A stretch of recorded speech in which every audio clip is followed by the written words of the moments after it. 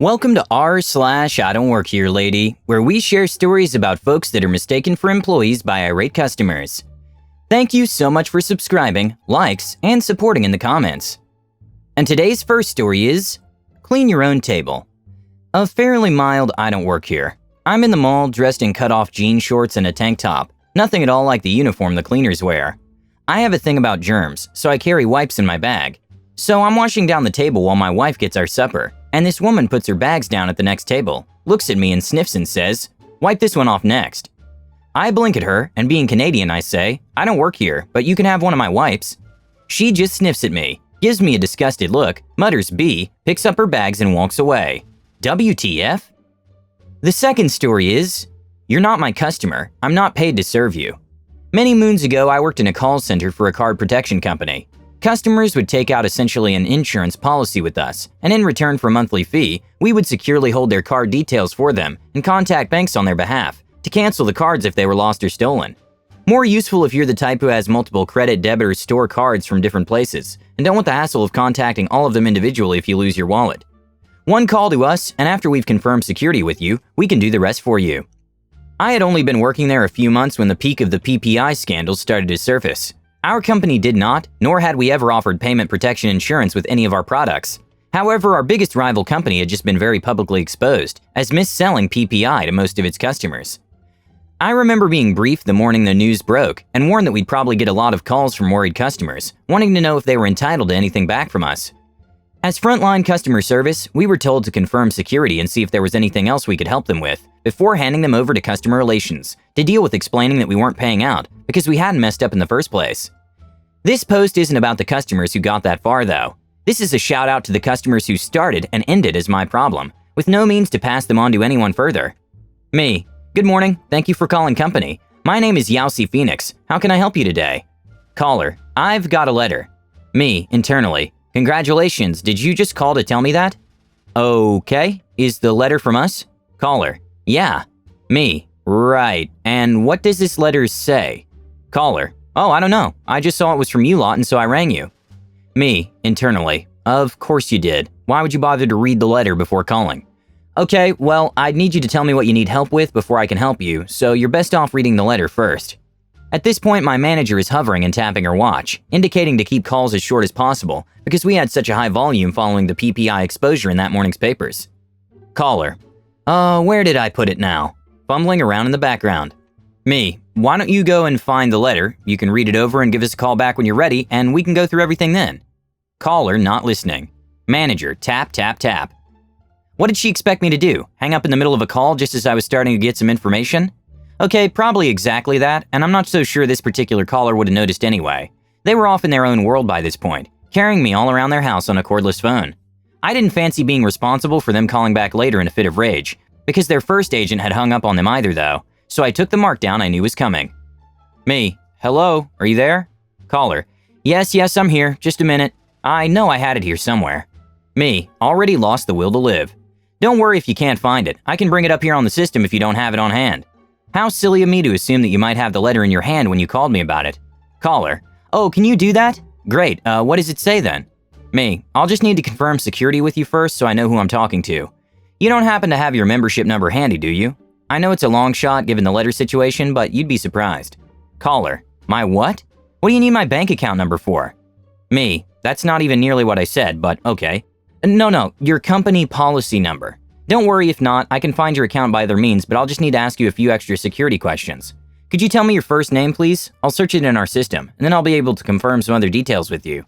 Caller. Very proudly.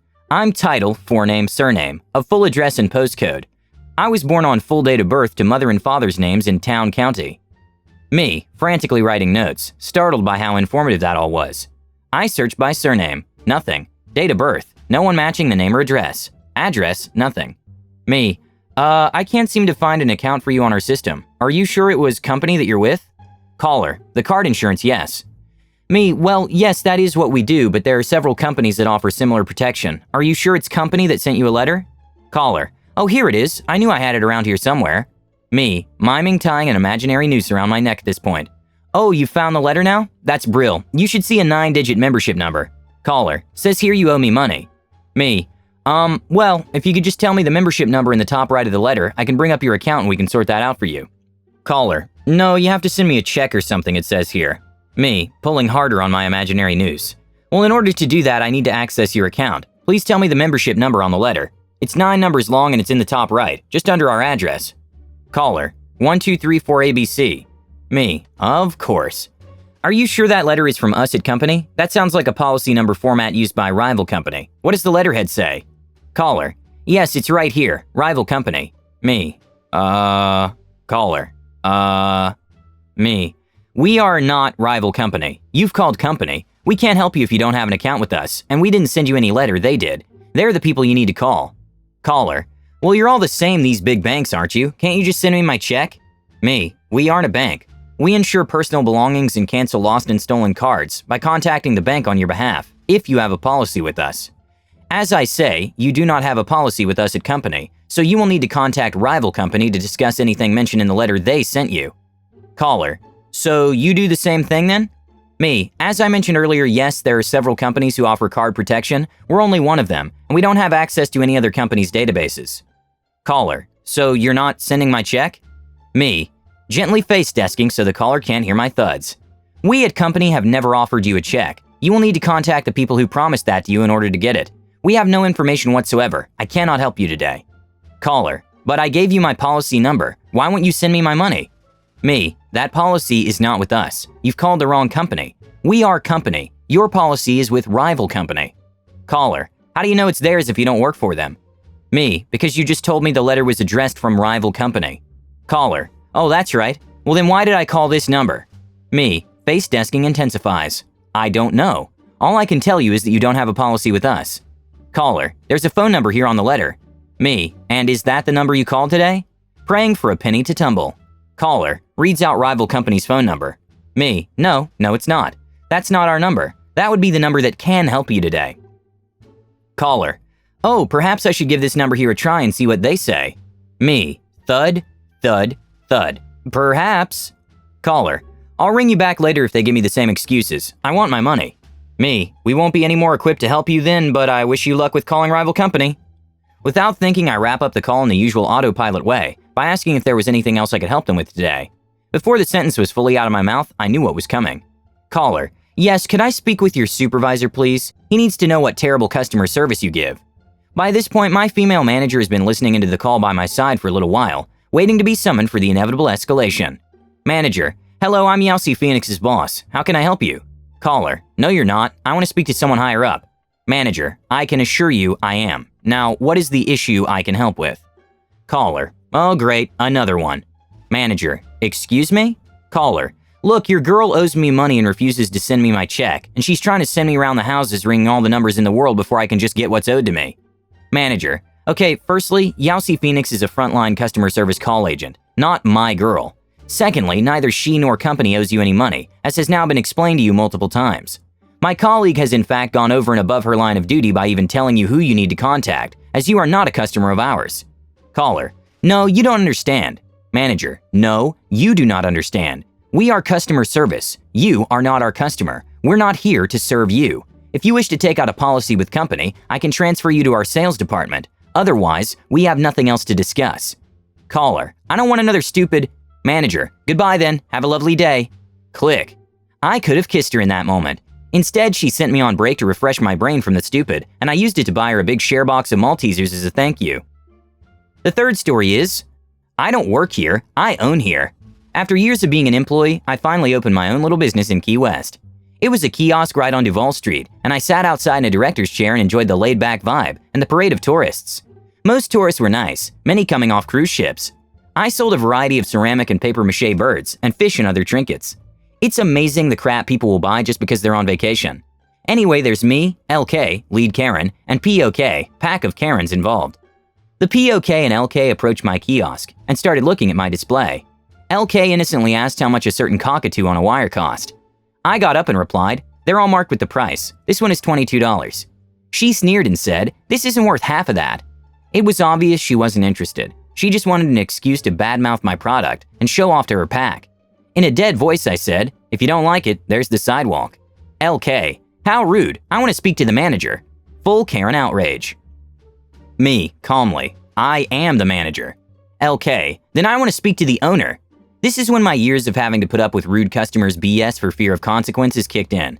I'd worked in retail, restaurants, and as a flight attendant, and had years of pent-up abuse heaped upon me. I snapped, me yelling, I am the owner, and the sales guy, manager, and owner all agree. You need to get your fat A on the sidewalk and out of my face before the three of us do something we'll all regret. The LK and horrified POK hastily made their exit. The guy who ran the store next door and had watched the exchange looked at me in shock, as I'm usually so easygoing and polite. As what had just happened began to sink in, I began to howl with laughter until I couldn't breathe. The look on their faces as they ran off was priceless. It was so freeing to be able to tell them off without worrying about answering to anyone.